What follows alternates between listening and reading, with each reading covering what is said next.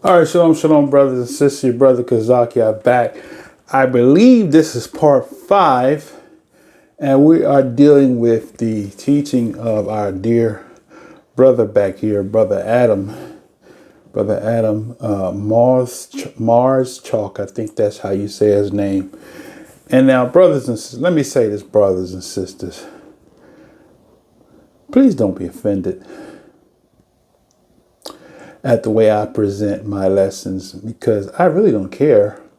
I mean, but I'm not saying that to be smart, but what I'm saying is that sometimes, what comes to my mind is the approach that we have to use is the Most High said, having compassion on some, and it's hating the garments spotted by the flesh. Let me see. I want to make sure I quote it properly, right? That is Jude. Oh, I went on the break and got my hard copy. See how roughed up this manuscript is. So let's see. Let's go to Jude. And what I was just saying, you can't be offended when a person is inspired. I am an inspired speaker. And the difference between a person that's just a teacher and an inspired speaker is sometimes a person that's inspired can be sharp in their delivery. And I'm not for everybody, because when that part of me kicks in, some people can't stand it. But Jude, it says, there it is. It says, let me read verse 20. It says, this is Jude, only one chapter in Jude. It says, but ye beloved, building up yourselves on your most Kodesh faith, praying in the Ruach HaKodesh, keeping yourselves in the love of Yahweh, looking for the favor of Yahshua HaMashiach unto eternal life. And of some, have compassion, making the difference. So some people need you to have compassion. And watch this now. But he says, and others save with fear, pulling them out the fire, hating the garment spotted by the flesh. I'm convinced that some Israelites, you gotta snatch them suckers up out the fire. And I'm the one. That's why when I come off aggressive like that, I see a spirit on you, I'm gonna snatch you up out that fire. Everybody doesn't have that spirit of anger against the enemy who comes to oppress us as a people. We want somebody to stroke us and make us feel good. Oh, brother, you shouldn't talk like that. Tell it to me this way, brother. I might be able to... Listen. Mm-mm. I am a drill sergeant in this walk. And I've been called to be that. And sometimes I make other Morim upset with me. No, I do. They're like, brother, why you do that? All right. I don't tell you how to minister, and you don't tell me how to minister. You minister as how the Most High gave it to you, because if that's how he gave it to you, that's the way it should come out. One thing I like, Moray Josiah he has a book called The Raw Gospel Uncut and Unheard. And I'm thinking sometimes I can be raw, uncut, and unheard. I know it. And it's not my intention to offend anyone. So if you are offended by my delivery, I apologize to the offense, but it's not my intention. It's just my character and my nature. If you look up my name, Kazak,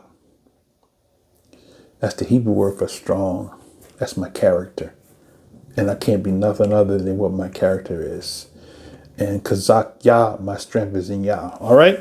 With that said, now, so brother Adam left us off, and he was talking about in chapter Revelation 13:10, talking about being led captive. So we kind of covered a lot. We showed you in Leviticus 26, Deuteronomy 28, 30, and Yechezkel 37, and Joel chapter 3. Get the video, the one before. I'm gonna leave a link down here. And then, so this is part 5, but I'm gonna probably kind of label this one part 2 of 1, part two of 2. Okay, I'm gonna try to close the whole deal. So I'm gonna have 2 main compressed. Okay, I have 2 other, or I should say, this is 5. So I got 4 others, but the others are going to kind of be like additives, if you will. But the last one I did, which is labeled part 4, and this one is part 5, are going to be the 2 ones that you can go to and all inclusive, and you can get the whole full picture. Okay. In between, on the other sections, I had added some things in there that kind of amplify some things. So they're relevant. But if you want to get the full picture of my full commentary on Brother Adam's teaching, get part 4 and part 5, which I'll label them properly, and I'll link them together so that you won't miss a point. All right. With that said, so we covered that. Now I want to cover some verses here that's going to kind of bring some understanding to the captivity, because Brother Adam said that he that led into captivity must go into captivity, right? So in other words, he reciprocated that, and to mean that Israel was leading the captivity, so he used it as the zealots, right? And he said the zealots was leading the captivity, and because they rebelled against Rome, and so they went into captivity. So what I want to do is I want to show you that that's wrong. And I've kind of showed you some things to allude to that. Where's my seeing eye glasses here? Somebody said, brother, why do you keep saying seeing eye glasses? I heard an old man say that seeing eye glasses. No, it was an old lady, I think, years when I was younger. Said, oh, seeing eye glasses. So I kind of like that, seeing eye glasses. All right, now, let's see. Okay, oh, I can see too.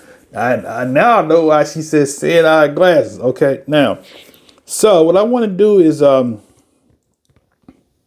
something I left out when he talked about the beast. In Genesis chapter 3, when we talk about beast also is a reference to a person, individual person, right? We're gonna get to that a little later on in this, but so I want to mention. Matter of fact, let me hold off on that because I might come back to that. Okay. So if we look at no, he's on point 3, so I missed that. So, but basically, I'll just give it to you in a nutshell. The beast, it says in Revelation 3:1, was more subtle than any said the serpent was more subtle than any beast in the field. Okay, so the serpent was the beast. Okay, which is Hasatan, or Satan, or the devil, right? Now, so the beast gave the power, right? I think it said was the beast. Hold on a second. I want to make sure I'm quoting that right. It said the beast. I think but the beast gave the power, gave his power. Okay, gave power. The beast, the dragon. Okay, the dragon gave him his power, and his seat was the great authority. So the dragon, which is Satan, the serpent, gave power to the beast. Who is the beast? The beast is the government, but the beast also is the government head who was given power by the dragon. Okay, got it now? That's all I wanted to point out in that. Okay, now, so what I want to do, I got some verses I want to read, and praise the Most High. I got my hard copy here. So we're going to show you some things that the Most High said. We're talking about captivity. So I covered Joel chapter 3. Let's see. Let's go to Isaiah chapter 49, 22 and 23. All right, Yoshiyahu chapter 49, 22 and 23. We're going to read some things. You're going to get some overstanding here. All right. So Yoshiyahu 49 or Isaiah 49 and 22. Okay. Now, thus said Yahweh, this is verse 22.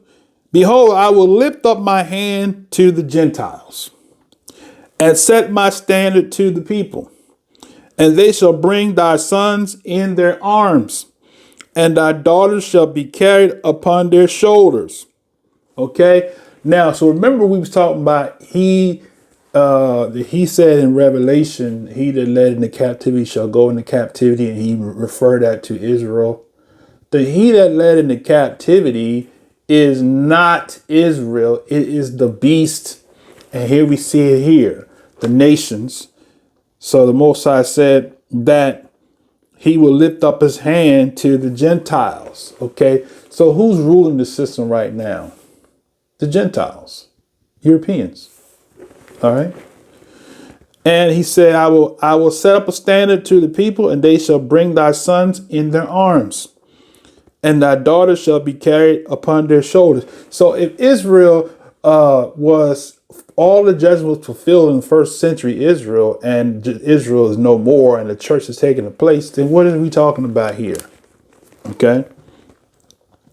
23 says, the kings shall be thy nursing fathers, and their queens thy nursing mothers. They shall bow down to thee with their face towards the earth and lick. Oh, that's my favorite one right there. I like that. This is what the Most High said. You might hate me. You better get your tongue ready. Put some grease on them lips so that you won't get Susie chapstick. Because when that day comes, Most High said you're gonna lick. You're gonna lick. He said, "Woo, you gonna lick, brothers? Get them lips ready." I'll make sure I stick my toes out real good too. I might dip them in some mud. Somebody said, "Brother, you ain't right." It's a repayment time, brothers and sisters. All the dirt y'all done did, y'all gonna lick the dirt. What? Let's get back. The king shall be thy nursing fathers, the queens thy nursing mothers. They shall bow down to thee with their faces toward the earth and lick up the dust of thy feet. And thou shalt know that I, Yahweh, for they shall not be ashamed that wait for me. Now, watch what he says here. Verse 24, shall the prey be taken from the mighty? Mr. Preterist.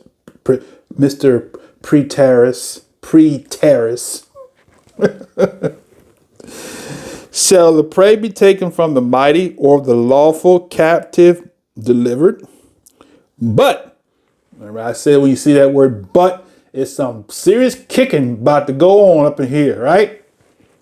But thus saith Yahweh, even the captives of the mighty shall be taken away, and the prey of the terrible shall be delivered, for I will contend with him that contend with thee, and I will save thy children.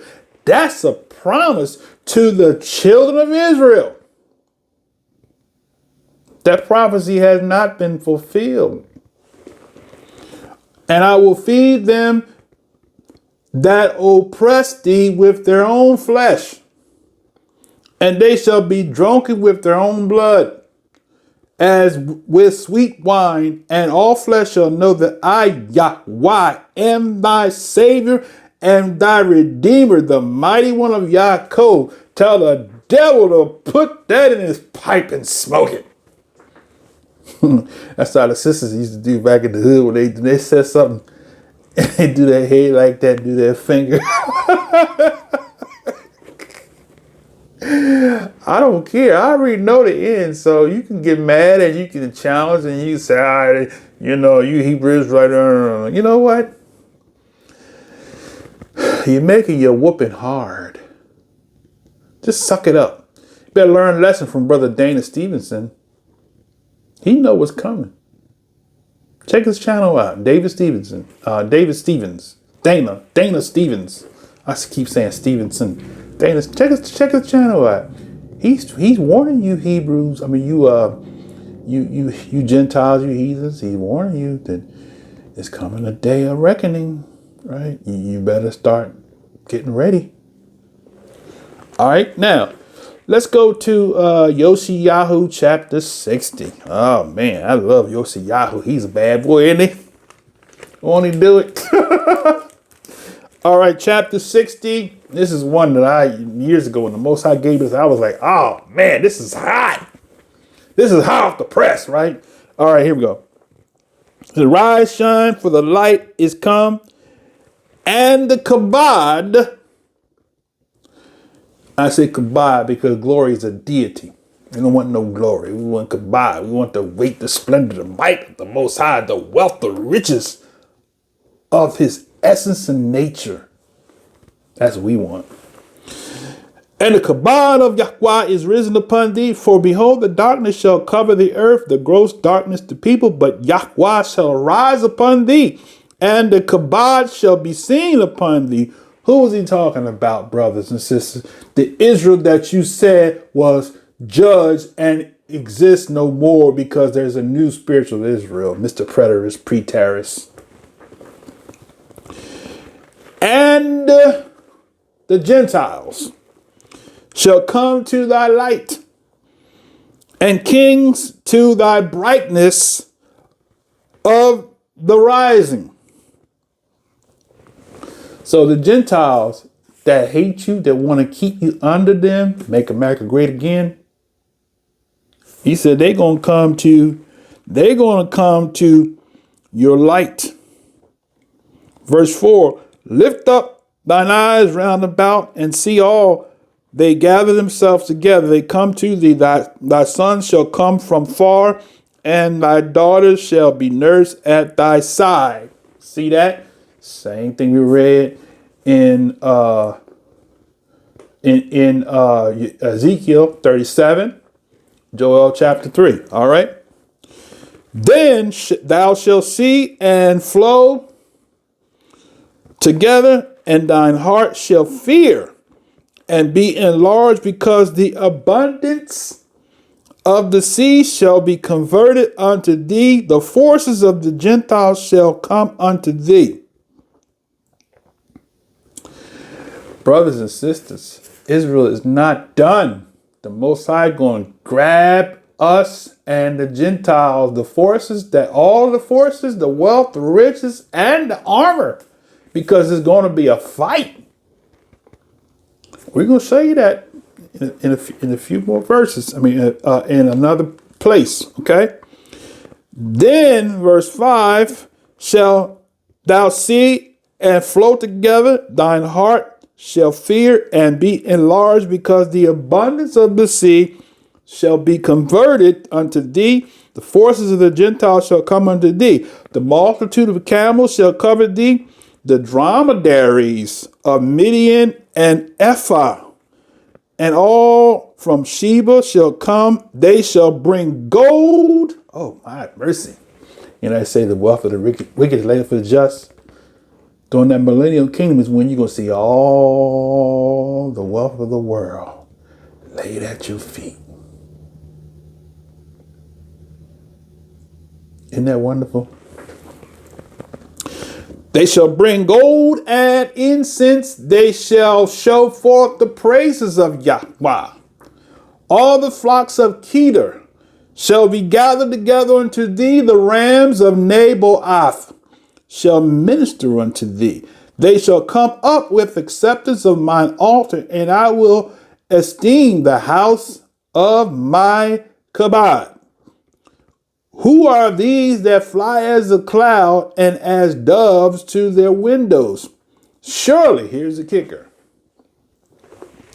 the isles shall wait for me, and the ships of Tarshish first, to bring thy sons from far, their silver and their gold with them, unto the name of Yahweh thy Elohim, and the Kodesh one of Israel, because he hath esteemed thee. So what's going to happen? Your children's coming back to Israel. They're going to come on boats. They're going to come on swift moving planes. Right? They're coming from afar. So after the Most High gathered the elect 144,000 of the 12 tribes, which is the government that shall be upon the shoulder of the Mashiach to rule from Jerusalem and to rule the nation with a rod of iron, he gonna bring his people, the children of Israel, from far on them boats. You're coming back home, brothers and sisters. Israel's not done. Israel did not cease in the 1st century AD. Mr. Preterist. All right. And the sons of the strangers shall build up thy walls, and the kings shall minister unto thee. For in my wrath I smote thee, but in my favor have I had mercy on thee. Therefore thy gates shall be open continually. Why are the gates going to be open? Watch this.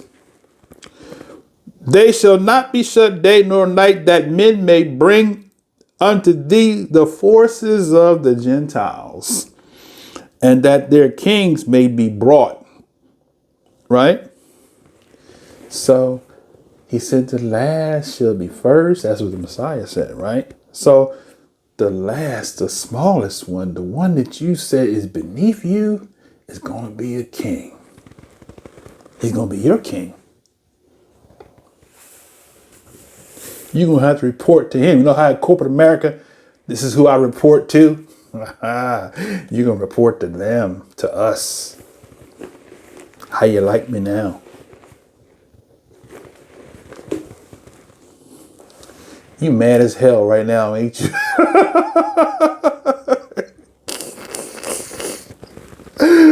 Woo! But this is what the Most High spoke. And as a prophet of Yah, I am prophesying right now. Out of the word of the Most High. Right? He says, for the nation and kingdom that will not serve thee shall perish. Yes, those nations shall be utterly wasted. So if you don't want to serve the physical, natural Israelite that the Most High said you're going to serve, your nation will be wasted. The kabod of Lebanon shall come unto thee, the fir tree, the pine tree, the box together, the beautiful place of the sanctuary I will make the place of thy feet esteem. The sons also of them that afflicted thee shall come bending unto thee, and all they that despise thee shall bow themselves down at the soles of thy feet. He says it again. And they shall call thee the city of Yahweh, the Zion of the Kodesh one of Israel, whereas thou hast been forsaken and hated, so that no men went through thee. I will make thee an eternal excellency, a joy of many generations. Thou shalt also suck the milk of the Gentiles, and shall suck the breast of the kings, and thou shalt know that I, Yahweh, thy Savior, the Redeemer, the Mighty One of Yaakov. For brass I will bring gold. And for iron, I will bring silver.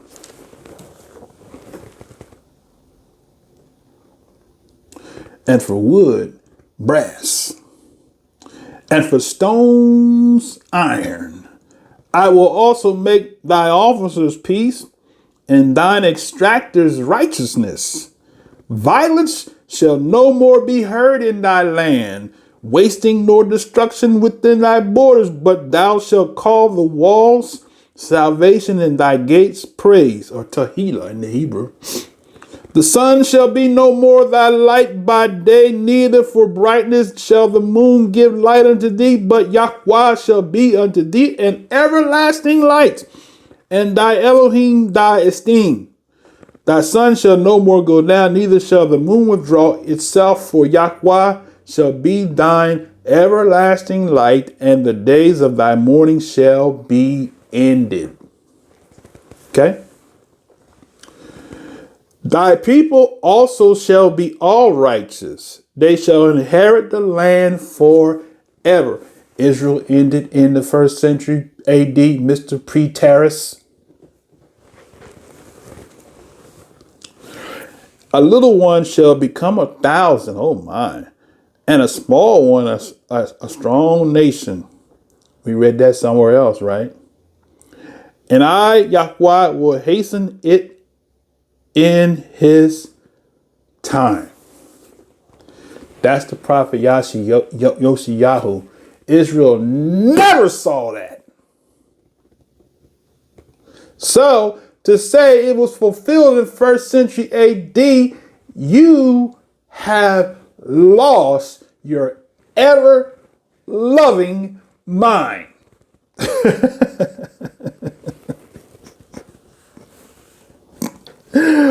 Woo! You have lost your mind to say that that has been fulfilled. You have fallen for the Mickey and the drink, as Yirmiyahu chapter 16 verse 19 says, in that day the Gentiles shall say, our fathers have inherited lies. See, the reason why they want to tell you that lie is because they want to believe like they believe Trump won the election. They'd rather believe the lie than believe the truth.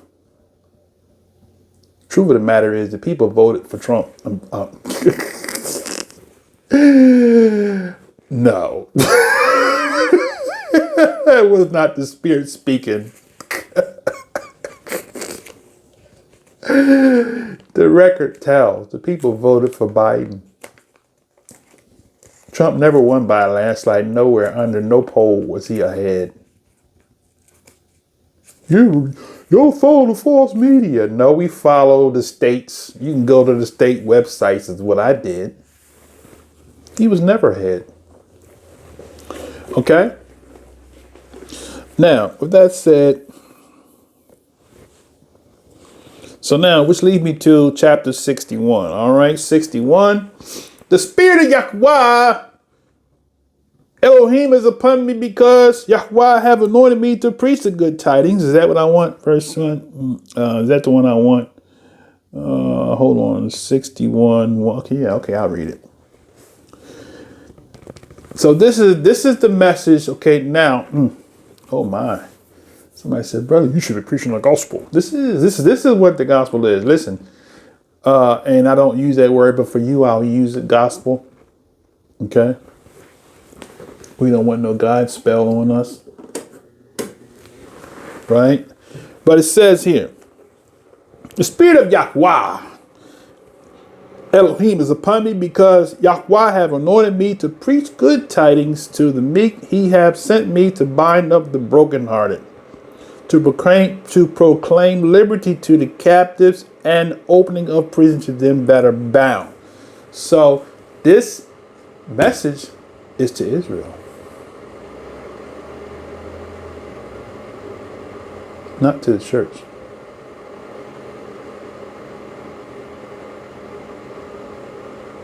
Let that sink in for a second, because see, the church had replaced Israel, and so every prophecy that the Most High spoke to Israel, the natural Israelite, the physical descendants of Abraham, Isaac, and Yaakov, the church have taken it, have applied it to themselves. But these promises were made to the physical seed.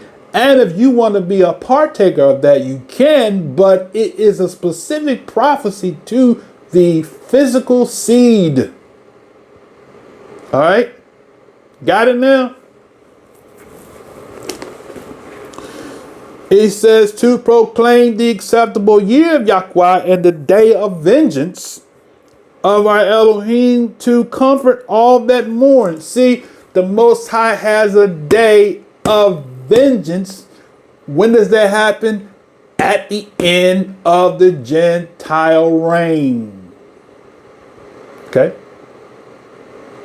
That's the day of vengeance. Vengeance for what? For all of those who, as we read in Joel chapter 3, for what they've done to his heritage, the apple of his eye, the true apple of his eye, the only apple of his eye.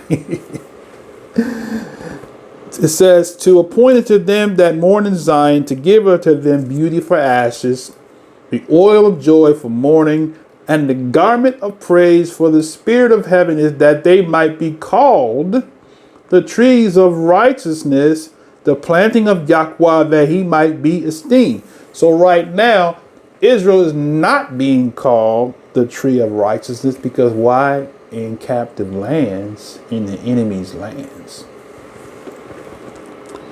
So the so-called African Americans, blacks and Negroes that don't know the Israel, you're in your enemy's lands. That's why you had to fight like hell, and please pardon my expression, to get voter rights. It was not a coincidence. All right. I don't know where that came from. It just came right out, didn't it?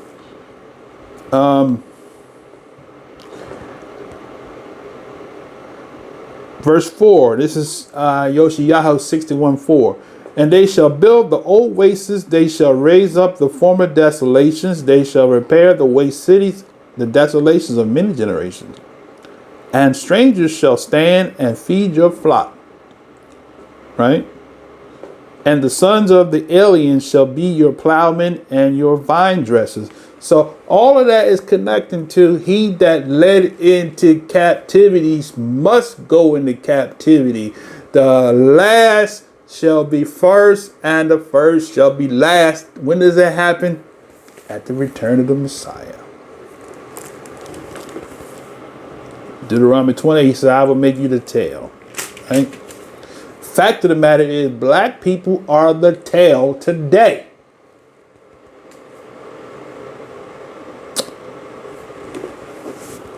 But, and when I say black, I'm not talking about all African nations. I'm talking about the Israelites, black people that don't have a nation. All right.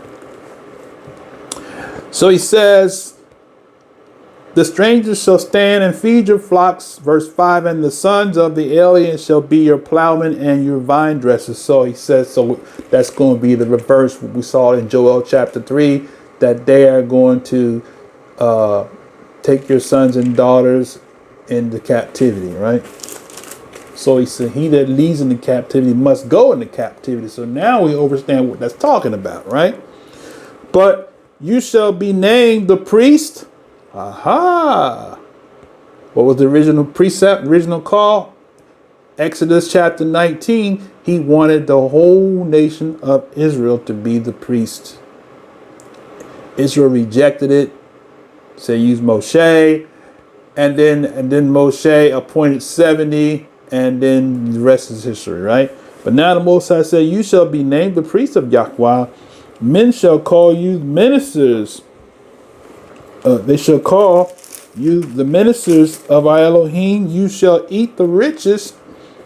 Why he keep saying you're going to eat the riches of the Gentiles? Because you're getting paid back. So all the labor that you think you did, you know, he said, America was built off of the blood, sweat, and tears of our forefathers. There's coming a payday. That's why the United Nations, that's why the United States couldn't come to a reparations agreement. Because why? You don't have enough to pay. America will be bankrupt. America's seeing the shadow of it right now through the pandemic. That's why they're screaming and hollering. All right. But you shall be named the priest of Yahweh, and men shall call you ministers of Yahweh. You shall eat the riches of the Gentiles, and in the kabod shall you boast yourselves. So all the places that you couldn't go to, that you can't go to right now and enjoy, get ready. For your shame you shall have double, for your confusion they shall rejoice in their portion. Therefore in their land they shall possess the double. Everlasting joy shall be unto them. For I, Yahweh, love judgment, and I hate robbery. For burnt offerings, and I will direct their work in truth. I will make an everlasting covenant with them, and their seed shall be known among the Gentiles, which means there's going to be a distinction. First century Israel fulfilled the sevenfold judgments of Revelation. I think not. Okay. And their seed shall be known among the Gentiles, and their offsprings offspring. How about that? Imagine that, right? And the offsprings among people, and all that see them shall acknowledge them, that they are the seed which Yahweh have blessed. Oh, my mercy. I will greatly rejoice in Yahweh. My soul shall be joyful in my Elohim, for he have clothed me with the garments of salvation. He have covered me with the robe of righteousness, as a bridegroom decketh herself with ornaments, and as a bride adorneth herself with her jewels. For as the earth bringeth forth her bud, and the garden causes things that are sown in it to spring forth, so Yahweh will cause righteousness and praise to spring forth before all nations. So it means what? There are going to be other nations, brothers and sisters, that is distinctively separate from the physical, natural, born Israelite nation. And when will that happen? During the kingdom age, or the millennial age, or the 1,000-year reign of the Messiah, the Mashiach, Yahshua HaMashiach, the Son of Yahweh, on earth, not up in heaven. And the Republicans don't have no stake in it. Neither do the Democrats. But this doing is marvelous in his sight. And that's what it says, marvelous in his sight. All right. All right, now, so let's go to 66. Yoshiyahu 66. We're going to read 66. The last chapter of Isaiah, the prophet, was showing you that he that led into captivity must go into captivity. Is not talking about Israel going into captivity because they're fulfilling the judgments. It's talking about all the nations that oppress the children of Israel will be going into captivity unless they on the side of Israel. Tell the devil to put that in his pipe and smoke it. Right? Thus says Yahweh. All right, am I in the right place? 66 and 6. Let's go. Okay. I'll read that. You gotta let everybody know who's saying it. Thus said Yahweh, the heaven is my throne, earth is my footstool. Where is the house that you build unto me? Now, I want to skip forward. Let's go to verse 6. Let's go to verse 5. This is Isaiah or Yoshiyahu chapter 60 and 66, pardon me, verse 5. Hear the word of Yahweh, ye that tremble at his word, your brethren that hated you, that cast you out for my name's sake, says, let Yahweh be esteemed, but he shall appear to your joy, and they shall be ashamed. A voice of noise from the city, a voice from the temple, a voice of Yahweh that rendereth recompense to his enemies. Watch this now. Before she travailed, she brought forth, before her pain came, she was delivered of a man child. Who was the man child? Yahshua Mashiach, not Jesus Christ. All right. She was delivered of a man child. Verse 8. Isaiah 66, Yoshiyahu 66, verse 8. Who have heard such a thing? Who have seen such things? Shall the earth be made to bring forth in one day, or a nation to be born at once? For as soon as Zion travaileth, or travail, she brought forth her children, right? Shall I bring to the birth and not cause to bring forth, says Yahweh? Shall I cause to bring forth and shut the womb, says Yahweh? Rejoice ye with Jerusalem, and be glad with her, all ye that love her. Rejoice for joy with her, all ye that mourn for her. See, there are some people that actually are mourning for true Israel. They might not consider, might not know that the people that they are siding with is true Israel. That's a whole nother lesson. That you may do what? Suck and be satisfied with the breast of her consolations, that you may milk out and be delighted with the abundance of her esteem. For thus says Yahweh, behold, I will extend peace to her like a river, and the esteem of the Gentiles like a flowing stream. Then shall you suck, you shall be borne upon her sides, and be dangled upon her knees. As one whom his mother comforteth, so will I comfort you, and you shall be comforted in Jerusalem. And when you see this, your heart shall rejoice, and your bones shall flourish like herb, and the hand of Yahweh shall be known towards his servants, and his indignation towards his enemies. Watch this now. For, behold, Yahweh will come with fire and with chariots like a whirlwind, to render his anger and fury and his rebuke with flames of fire. For by fire and by his sword will Yahweh plead or judge, just like it says in Joel chapter 3, with all flesh. And the slain of Yahweh shall be many.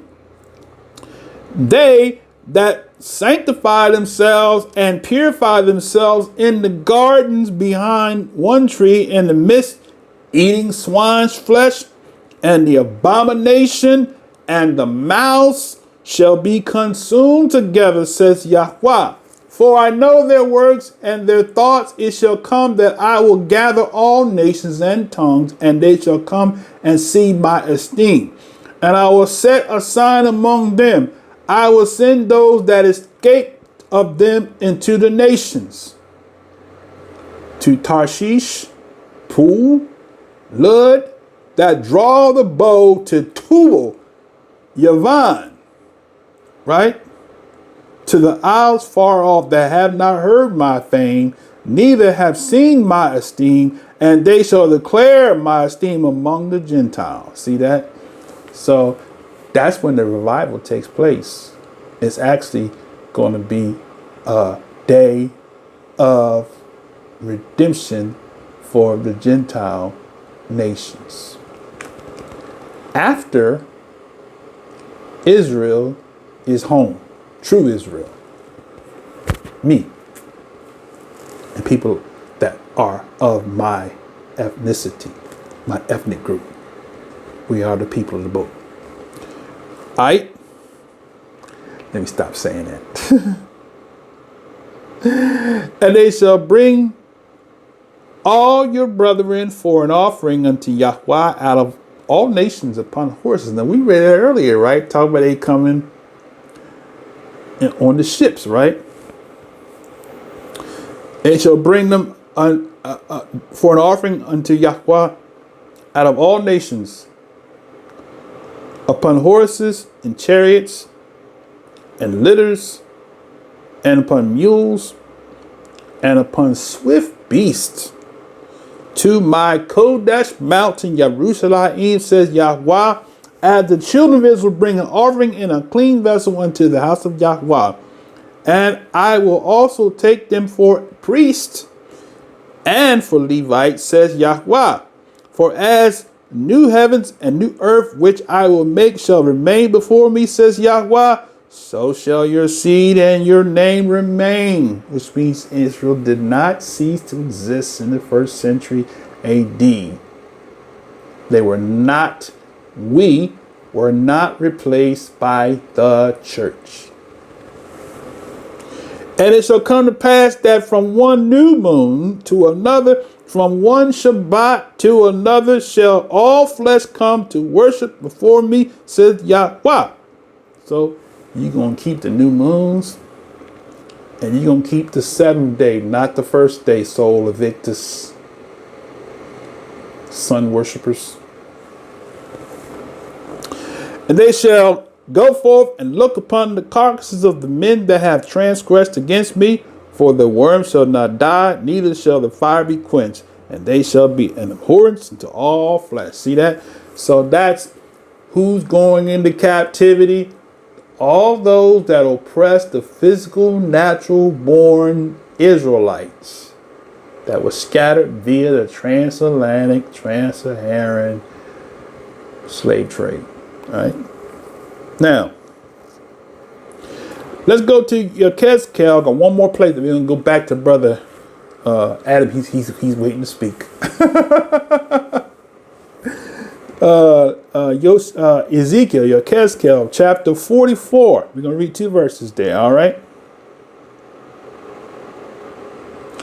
Okay, chapter 44, Yechezkel or Ezekiel 44. And 22. So 44 and 22. All right. We're showing you that he that led into captivity must go into captivity. And that's not talking about the zealots, Mr. Preterist, Mr. Adam Maarschalk. All right. So 44 and 22. All right. Is that a good place? Okay, what I say, 22? 49, no, 44, my bad. 44 or 22, okay, 22. Neither shall they take for their wives a widow, nor her that is put away, but they shall take maidens of the seed of the house of Israel, or a widow that had a priest before. So now what is this talking about? Okay, without, you wondering and me reading the whole chapter, I'm going to give it to you, right? It's talking about once Israel is reinstated back to our land of nativity, from the land of captivity to the land of nativity, the temple is going to be rebuilt. The Messiah is going to rule from Jerusalem. And the priests that are left, that are not a part of the cabinet, are going to be priests, right? And they're going to have, it says here, verse 23, and they shall teach my people the difference between Kodesh and profane, and cause them to discern between unclean and clean. So what are you saying, brother? All the Israelites that the prophet Yoshiyahu said that the sons are going to bring them from afar, they got to come under the covenant. So they have to be trained and taught. So all of the Christian doctrine and all of the Islamic doctrine and all of the Jewish doctrine and the mother God, the mother doctrine, and all of the other false doctrines is going to be taken out of them. All right. And so Yirmiyahu, where he says, I'll write my laws in their hearts. Once they have been established in the law of Yah, there won't be no need for nobody to teach no more. Okay? Because he said that they shall know me from the least to the greatest. So those that are left, that are not a part of those that are called up to meet the Mashiach in the air, and those that that died, that resurrected to become changed, to get the new bodies. Okay? The ones that are left that weren't changed have to be trained and taught and developed in the way of truth, right? And they're the ones going to lead the teaching to the other nations. Okay? Got it? All right, so with that said, let's see if Brother Adams is ready to talk some more. Okay, come on, Brother Adam. Also took people captive, especially their fellow Jews who wouldn't go along with their agenda for war. Were the zealots themselves taken captive? Yes, they were. This prophecy was about them, I want to submit. And to point out a couple of... No, we just gave you all those verses to prove that his theory is false. We just proved that, okay? Examples. Two main zealot leaders, John Levi of Bishala and Simon Bar Giora, were both taken captive by the Romans in August or September of AD 70. And both of them were humiliated as they were paraded. They were in front of a parade that went all the way to the city of Rome. John of Bishala was sentenced to life in prison, and Simon was executed as he was called and considered by the Romans to be the general of the revolt. And we can see this if anybody's taking notes or hears this on YouTube later, in Wars 6.94. And when I say that, I mean Wars of the Jews. Now, all that he's going to read, it's a moot point, because he's wrong about the zealots going into captivity was fulfillment of the 7 judgments. So it's all moot point. I mean, we're not discrediting that those things didn't happen. They did happen, in fact. But that's not the fulfillment of the prophecy, Mr. Adam. Book 6, Chapter 9, Section 4. So Wars 6.94, Wars 7.22, Wars 7.5.3, and Wars 7.5.6. The next point that I want to look at is from Revelation 17:16. And the question of who was it who destroyed and burned the harlot? Revelation 16. Now, I'll pause right here, okay? In this part that he's going to share, this is a controversial part, but I agree with this part here, okay? And I'm going to share some verses to prove the point, okay? The beast is, but this is not making a reference to the beast. This is making a reference to the city, okay? 10 predicted what 10 horns of the beast would do to the harlot, saying, the 10 horns which you saw on the beast, these will hate the harlot, make her desolate and naked, eat her flesh, and burn her with fire. So the harlot is not the beast. It's the whore that rides on the beast, okay? Which is the city, the great city, which is what he's going to talk about. I imagine that all or most of us here agree that the harlot was the city of Jerusalem. We see great evidence. Now, most people in the Hebrew Israelite community believe that the harlot is America. No, it's not. Of that, because the harlot was also called the great city, and the first time that the great city was mentioned, somebody already pointed this out during this conference, but the first time the great city was mentioned was in Revelation 11:8, where it was said to be the place where our Lord was crucified. So, with that in mind, let's consider how the writings of Josephus answer these 3 points in Revelation 16:10. Who made Jerusalem desolate? Who ate her flesh? And who burned her with fire? Was it Rome, or was it Israel led by the zealots? Now, that part is wrong, because let him finish, and then I'll show you. I have some references I'm going to use, okay? Josephus did address all three of these questions repeatedly. For example, in Wars, Book 5, Chapter 1, Section 1 and 5, Josephus said that when the Zealots attacked the people of Jerusalem in February or March of AD 68, that this was the beginning of the city's destruction. And he talked a whole lot about how the Zealots and the Sicarii themselves attacked and destroyed the city. And he said that they were like a wild beast growing mad that was eating its own flesh and tearing the city into pieces. And here's that quote. Well, no, the Romans was the ones that burnt the city of Jerusalem. And all that was prophesied to happen. The Zealots didn't burn the city. That's what it sounded like he's trying to say.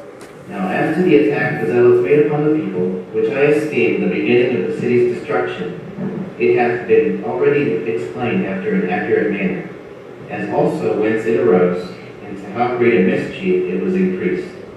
But for the present sedition, meaning the revolt, one should not mistake if he called it a sedition begotten by another sedition, and to be like a wild beast grown mad, which for want of food from abroad fell now upon eating its own flesh.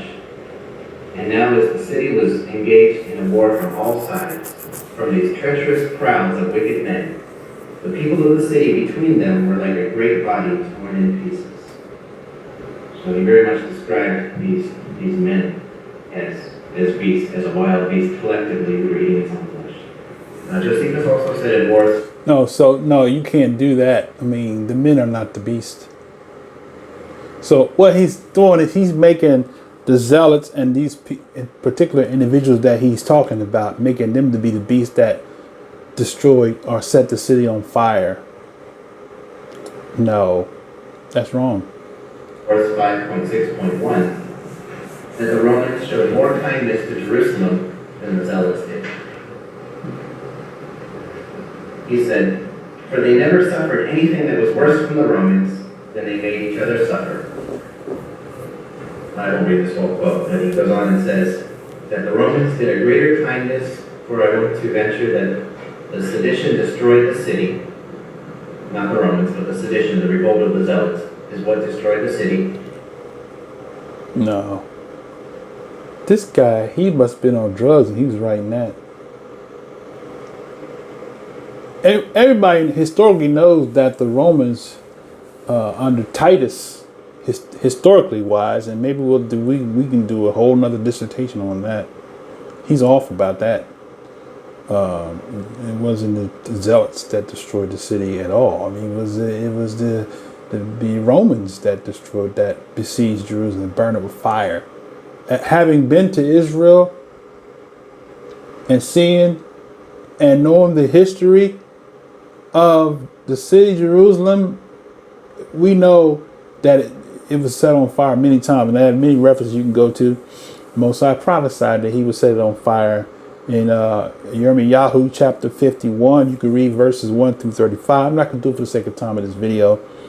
So Yirmiyahu, Jeremiah 51, 1 through 35, 36 through 49, Yirmiyahu chapter 50, 1 through 16. You can read Yechezkel 38, 1 through 23, Ezekiel. Okay, Ezekiel, Yechezkel 39, 1 through 7, and 8 through 29.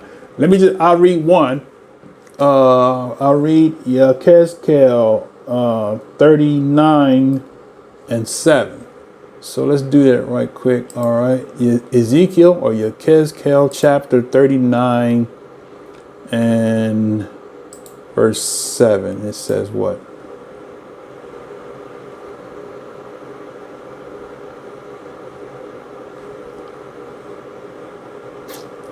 Let's see. Hold on. That's not the one I wanted. Oh, here we go.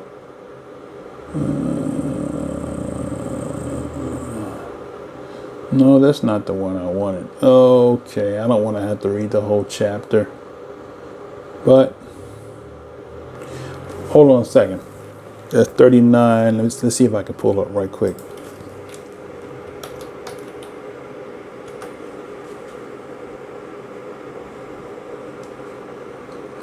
Okay, what I said, 39. Yechezkel 39. Just bear me 1 second. I'm sorry I had to do this. Okay, Yechezkel chapter, what I say, 39. 39. Oh, Father, help me today. Oh, 39. Come on, come on, come on, come on. 39, 39. I got too many references here.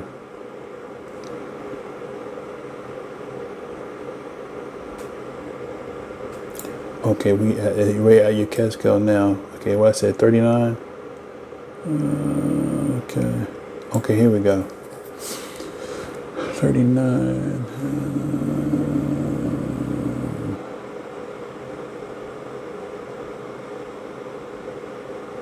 Okay, 39. Okay.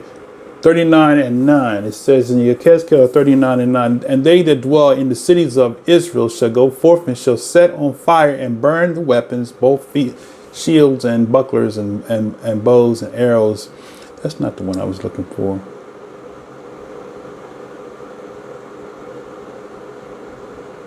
That's not the one. Okay, that's not the one I was looking for. Maybe it was Yirmiyahu. But anyway, the point I'm trying to make is that Israel was burnt. The Most High prophesied fire coming on Israel that he would burn it. I think it's in what I have, Yirmiyahu 52. Okay. I have tons and tons of verses, and I'm trying to reduce the time because I've put a lot of time into this feedback. If you want me to, send me a comment. I'll go through this point here because you got to look at these other verses that talks about. Let's see. Let's look at. Okay, let's pick a couple. All right. Okay, Yoshiyahu, because I don't want nobody. I don't want to leave a stone unturned. So, just for sake of time. Okay, let's look at Yoshiyahu chapter 1. Let's see, chapter 1, verse 7. What does that say? I got 1 and 7. Okay, let's look at Yoshiyahu 1 and 6 and 7. Okay.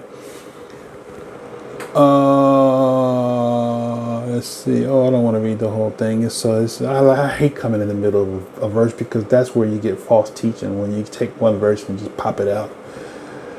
Let's see. Your country, verse 7. Your country is desolate. Your cities are burned with fire. Your land, strangers devour in your presence, and is desolate and overthrown by strangers.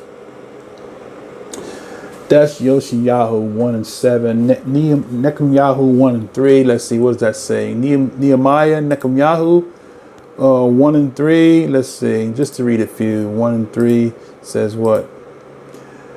They said unto me, the remnant that are left of captivity, there is no providence, are in great affliction and reproach. The walls of Jerusalem is also broken down, and the gates thereof are burned with fire. That's Nehemiah and Nehemiah 1 and 3. And I have also 2 and 7, is it? Or 2 and 17. So Nehemiah 2 and 17. Let's see, what does that say? Okay. Nehemiah 2 and 17 says what? Then said I unto them, you see the distress that we are in, how Jerusalem lieth waste, and her gates thereof are burnt with fire. Come and let us build up the wall of Jerusalem, that we be no more a reproach. So that is a correspondence with Nehemiah chapter 1 and 3. Yoshiyahu 64 and 11. What does that say? 64 and 11. It says what? Yoshiyahu 64 and 11. Let's see. It says what? 64 and 11. Our Kodesh and beautiful house where our fathers praised thee is burnt up with fire, and all the pleasant things are laid waste. See that? So, without going into, I got others. I have, I got Yirmiyahu 52:13, Yechezkel 16:35. Let's look at that one, 16:35. Yechezkel, Ezekiel 16:35. All right. this will be the last one. Then we're gonna get back to Brother Adam because I want to try to close this out because I spent, like I said, a lot of time into this and I don't want to spend that much more. Okay, so what I say, Yechezkel 16 and 35. Yechezkel 16, 35. It says, wherefore, O heart, hear the word of Yahweh. That's not the verse. It's 35. Let's see. 41. Is it 41? Okay. Yeah. Okay. Okay. All right. Okay. We'll do that. Okay. So with 35 down to 41. Here we go. It says 35 down to 41. It says 35 again. Wherefore, O harlot, hear the word of Yahweh. So the Most High calls Israel a harlot. Okay. Thus says Yahweh Elohim, because thy filthiness was poured out, and thy nakedness discovered through thy whoredoms, with thy lovers, and with all the idols of thy abominations, and by blood of thy children which thou did give unto them. Behold, therefore, I will gather all thy lovers with whom thou hast taken pleasure, and all them that thou hast loved, with all them that thou hast hated. I will even gather them round about against thee, and will discover thy nakedness unto them. Right, that they may see all thy nakedness, and I will judge thee as a woman that break wedlock, and shed blood are judged, and I will give thee blood in my fury and jealousy, and I will also give thee into their hand, and they shall throw down thine eminent place, and shall break down thy high places. They shall strip thee also of thy coats, and shall take thy fair jewels, and leave thee naked and bare. Verse 40. They shall also bring up a company against thee, and they shall stone thee with stones, and thrust thee through with their swords, and shall burn thine houses with fire, and execute judgments upon thee in the sight of many women. And I will cause thee to cease from playing the harlot, and thou also shalt give no hire for any more. So I will make my fury towards thee to rest, and my jealousy shall depart from thee, and I will be quiet and will no more angry, because thou hast not remembered the days of thy youth, but hast fretted me in all these things. Behold, therefore, I will also recompense thy way upon thine head, says Yahweh Elohim. And thou shalt not commit this lewdness above all the abominations. Behold, everyone that used proverbs shall use this proverb against thee, saying, as thy mother, so is thy daughter. Thou art thy mother's daughter that loathe her husband and her children, and thou art the sister of thy sisters which loathe their husbands and their children. Your mother was a Hittite, and your father was an Amorite. Okay. So I read, let's see, the verse 41. Is it 41?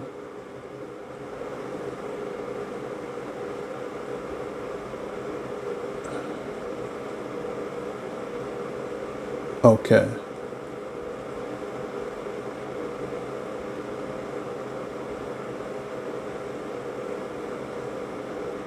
Hold on one second. I think I read it already.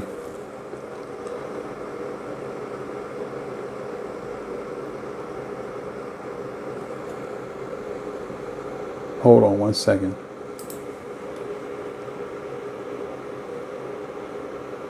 $39. It was 16.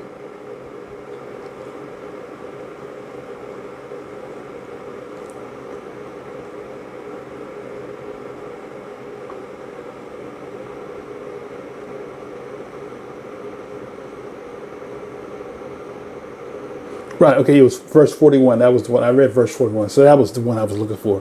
Verse 41 was said, they shall burn thy houses with fire and execute judgments upon thee in the sight of many women. Okay, so that's it. Then you got also the Most High said in Zechariah chapter 14, he talked about that he's going to bring all nations to, let's see, Zechariah chapter 14. And please pardon me for going going pretty fast on this point. I have a lesson I already did on this whole point of the great whore, the city of Jerusalem being the great whore of Revelation. So we go to 14. This is something that a lot of Israelites disagree with me on. That's fine. And my reason for believing this is because of the prophecies, and this one here in particular. Verse Zechariah. If I'm wrong, please reach out to me and let's talk about it. Behold, the day of Yahweh cometh, and the spoil shall be divided in the midst of thee, for I will gather all nations against Jerusalem. So he says he's going to gather all nations against Jerusalem to battle, and the city shall be taken, and the houses rifled, and the women ravished, and half the city shall go forth into captivity, and the residue of the people shall not be cut off from the city. Then Yahweh will go forth and fight against those nations as when he fought in the day of battle. His feet shall stand that day upon the Mount Olives, which is before Jerusalem on the east, and on the Mount Olives shall cleave in the midst thereof towards the east and towards the west, and there shall be a great valley, and half the mountain shall remove towards the north and half towards the south. So, when you look at that, if he splits the Mount of Olives in half, brothers and sisters, Jerusalem is going under. It's not going to be there. Having gone to Israel and knowing where the mount is, if he splits the mountain in half, it's going to make a hole. All right? And then you got the valley that connects with the valley of Ham and Gog. Let's see where he talks about he'll make a place of graves in Israel. Okay, that's Ezekiel 39, the Ezekiel 39. Let's see, is that in my footnotes here? It might be on my other points.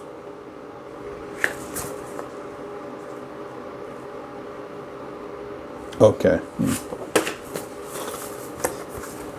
But if you look at 39, Ezekiel 39, and let's see. Chapter 39, he talks about that he would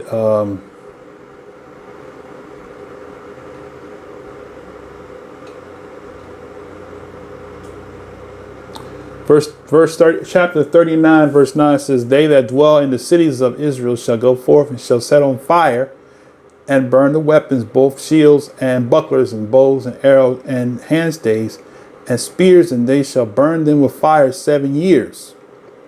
So that they shall take no wood out of the field, neither cut down any of the forest. For they shall burn the weapons with fire, and they shall spoil those that spoiled them, rob those that robbed them, says Yahweh Elohim. It shall come to pass in that day that I will give unto Gog a place of graves in Israel, valley of pastures on the east of the sea, and it shall stop the noses of the pastures, and there shall they bury Gog and all his multitude, and they shall call it the valley of Ham and Gog.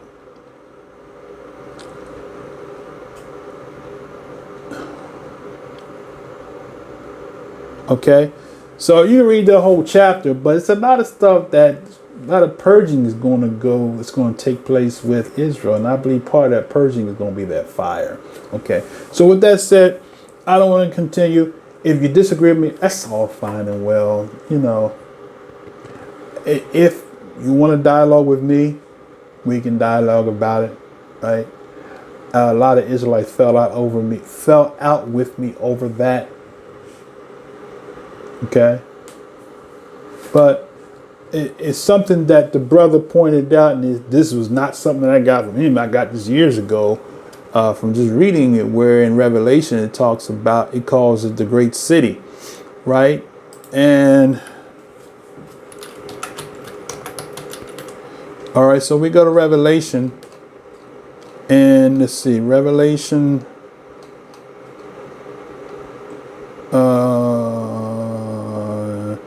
Revelation 11, right? And I think, was this one of his verses that Revelation 11, was this one of his verses? Let me see. I think he referenced it, but I don't see where it was one of his points.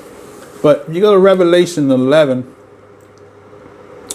and And talking about this is talking about the two witnesses, right?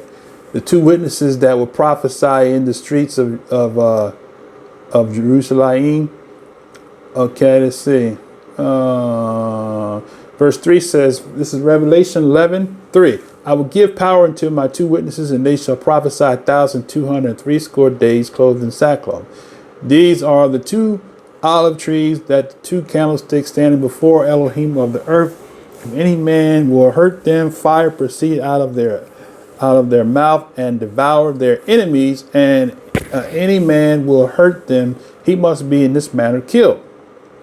It says these have power to shut heaven that it rain not in the days of their prophecy, and have power over waters to turn them to blood, and to smite the earth with all plagues as often as they will. And when they shall have finished their testimony, the beast that ascended out of the bottomless pit shall make war against them, and shall overcome them and kill them. And their dead bodies shall lie in the street of the great city, which is spiritually called Sodom and Egypt, where also our master was crucified. So, the Messiah was not crucified in America, right? And the Messiah was not crucified in Rome. So, where was he crucified? In Jerusalem, right? Now, Revelation, if you go over to where it said that they slain the prophets, okay, that's 18. 18. So if you look at Revelation 18, look at the first verse, Revelation 18. It talks about after these things I saw another angel come down from heaven, having great power, and the earth was lightened with his esteem. And he cried mightily with a strong voice, saying, Babylon the great is fallen. Is fallen, and is become a habitation of devils, and hold of every foul spirit, and a cage of every unclean and hateful bird. So this whole chapter is talking about Babylon. So if we go down and see what does it say? What is the description it says about Babylon, right? And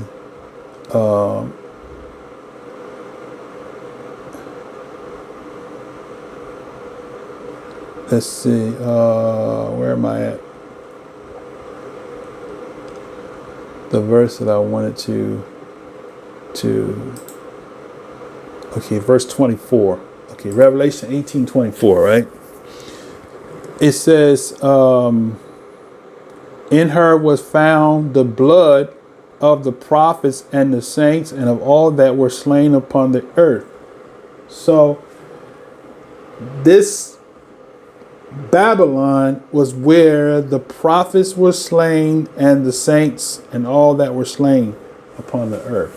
So where was the prophets? Where was the blood of the prophets slain? According to this, the Messiah said in one of his dissertations that he said, thou that killed the prophets, right?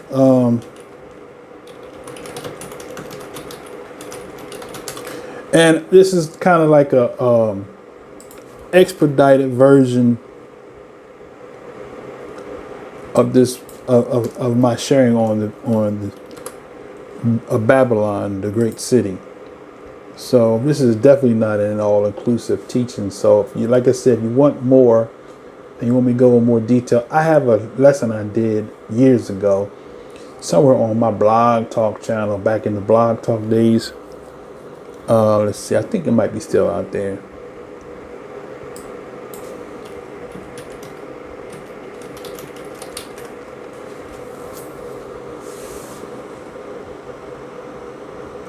Okay, this is not the one I'm looking for. This is Matthew 23:34. Wherefore, behold, I send you prophets and wise men and scribes, and some of them you shall kill and crucify, and some of them shall you scourge in your synagogues and persecute them from city to city.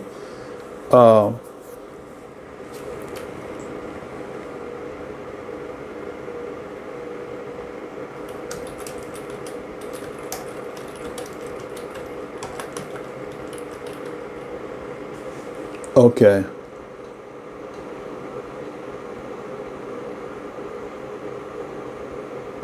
Is that 23? Okay. I'm trying to find this one in particular.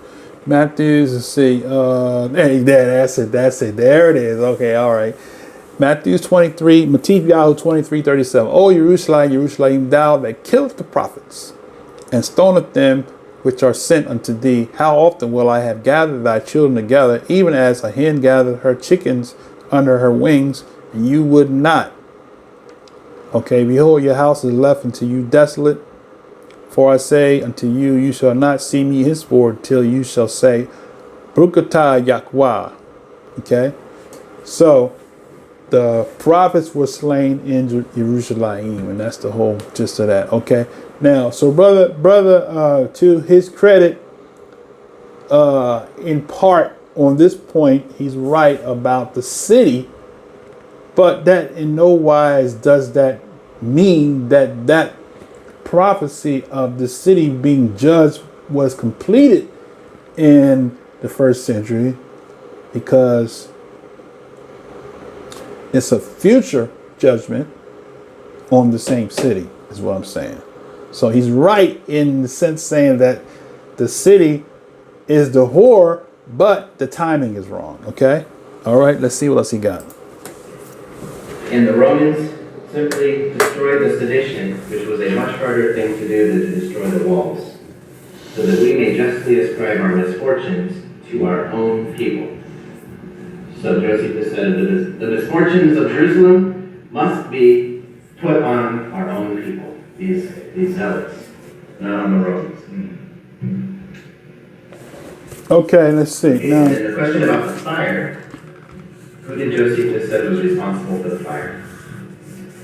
In Wars 5.4.4, he described how a number of key buildings in Jerusalem were burned and destroyed at the beginning of the war by the robbers. That's one of the terms he uses for the zealots and the Sicarii, and who he called the internal plotters. He said, indeed, it is not possible to give a... Okay, I'm going to pause.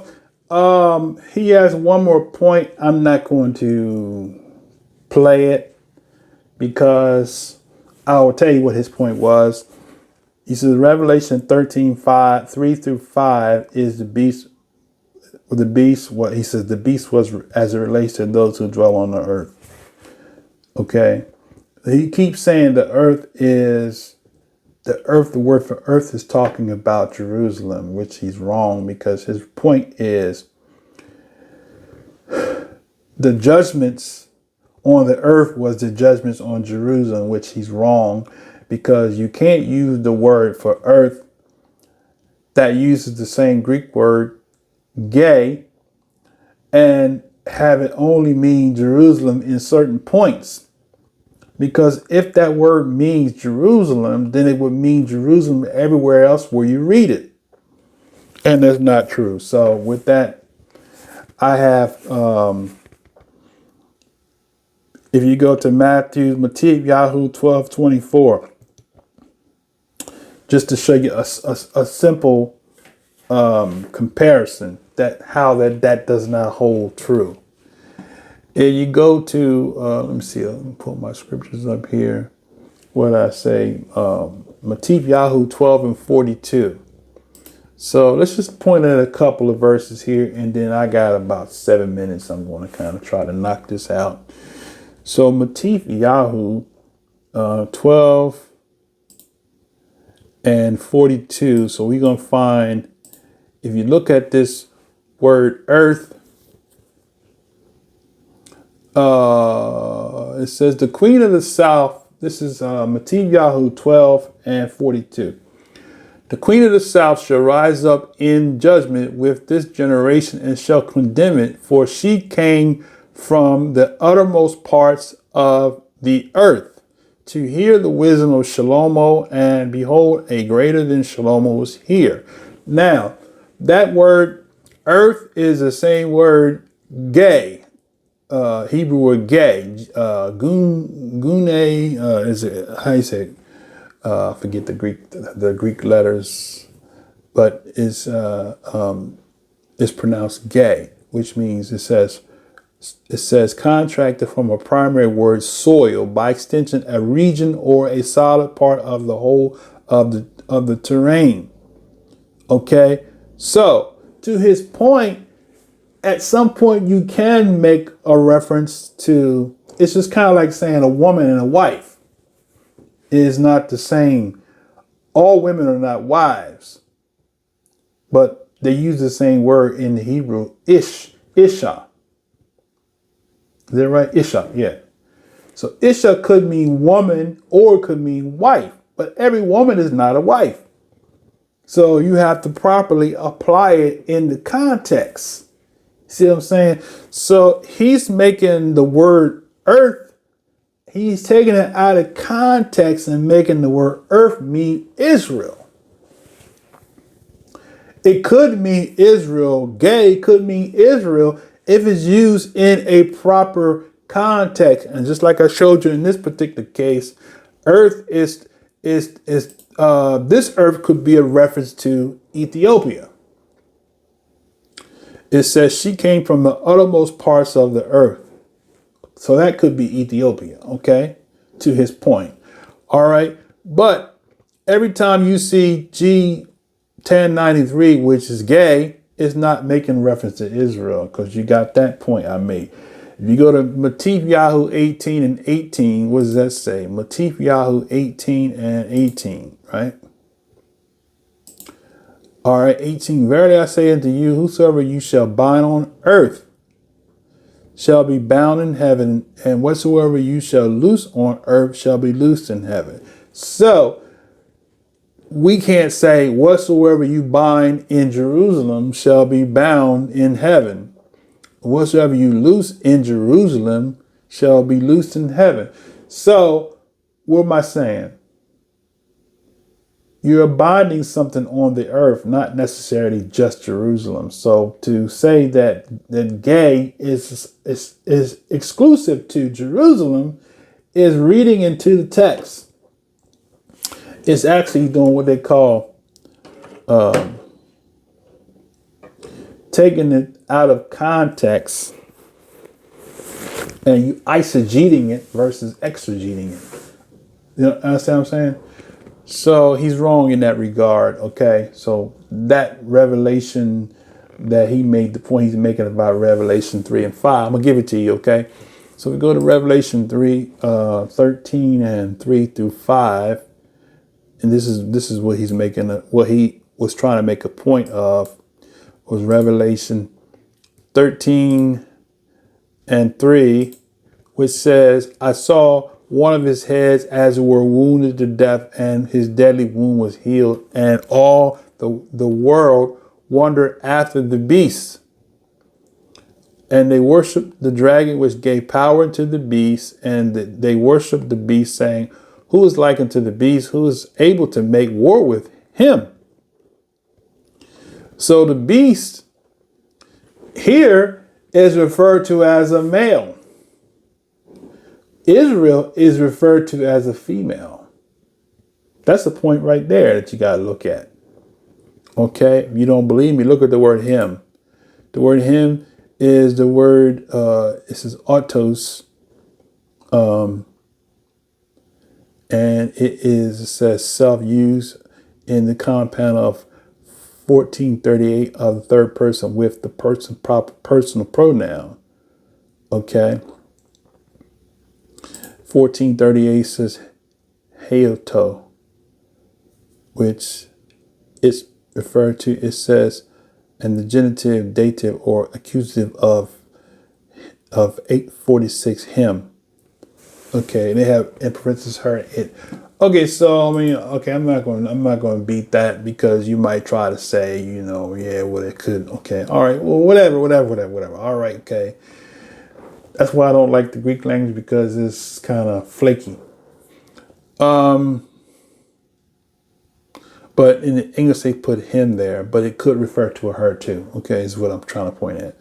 But if you go down and it says, there was given unto him a mouth speaking great things and blasphemies, and power was given unto him to continue 42 months. And Where's the verse about the earth at? Did I miss it? Hold on a second.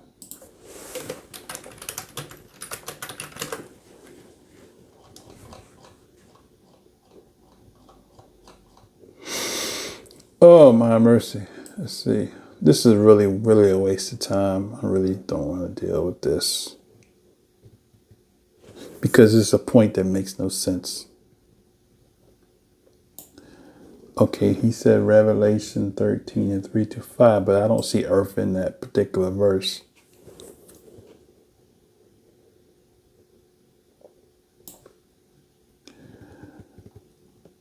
Okay, you do see the dwell upon the earth shall worship him. Okay, 13 and 8. Let's do this. We're going to close it out. Let's read Revelation 13 in its entirety, and we're going to exegete it, and then we're going to show you the proper way to read it and not read into it, okay, which is what he did. Okay, so Revelation 13 and 1, it says, and I stood upon the sand of the sea and saw a beast rise out of the sea, having 7 heads and 10 horns, and upon his horns 10 crowns, upon his heads the names of blasphemy. So the beast come up out of the sea. We're going to see here verse 2. The beast which I saw was like a leopard. His feet was like a bear. His mouth was like a lion. And the dragon gave him his power, and his seat was great authority. So I covered this in the previous part. But basically, not to be too repetitious, but these are the world powers that were over Israel. That's what this whole thing is about, right? So you got the leopard, which is Greece. You got the bear, which is the Medes and Persians. And you got the lion, which is Babylon. And the dragon, which is Satan, who is the prince and the power of the air, who gave the power to the beast. Or the beast equals the governments, right? Is that right?